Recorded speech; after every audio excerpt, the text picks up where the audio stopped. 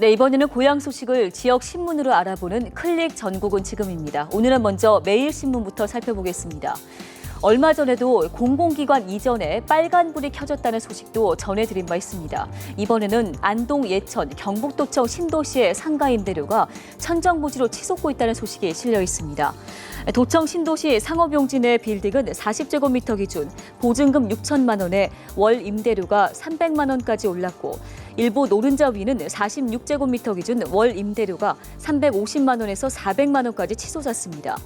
도청 신도시 내 상가 임대료가 치솟을 수밖에 없는 이유로는 터무니없이 비싼 땅값 때문인데요. 결국 이 같은 비싼 땅값이 상가 분양가 상승으로 상가 공실과 직결이 되며 임대료 폭등을 부추길 수밖에 없다는 얘기입니다.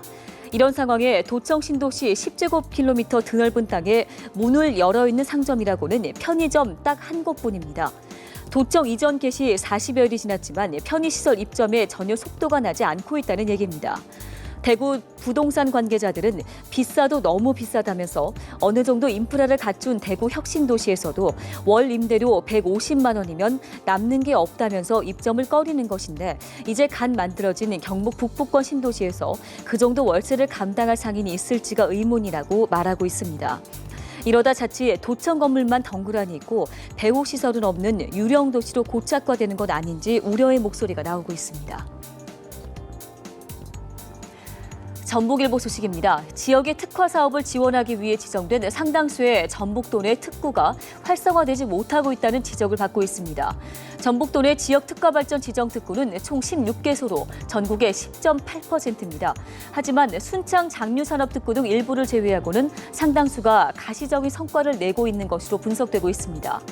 특구에 제공된 인센티브를 활용하지 못하는 것이 바로 주 요인으로 꼽히고 있는데요. 지역 특화 사업을 한 단계 발전시키기 위한 자치단체의 관심 감소와 노력 부족도 이에 한 몫을 하고 있다는 지적이 나옵니다. 강원일보입니다. 강원도 내 20대 4명 중 1명은 일자리가 없어서 지역을 떠나는 것으로 나타났습니다. 또 30대 5명 중 1명은 본인이나 자녀의 교육 때문에 이사를 선택하는 것으로 조사됐습니다. 강원도가 지난해 8월 28일에서 9월 14일 도내 5천 표본 가구 만 13세 이상 9,483명을 대상으로 사회 조사를 한 결과인데요.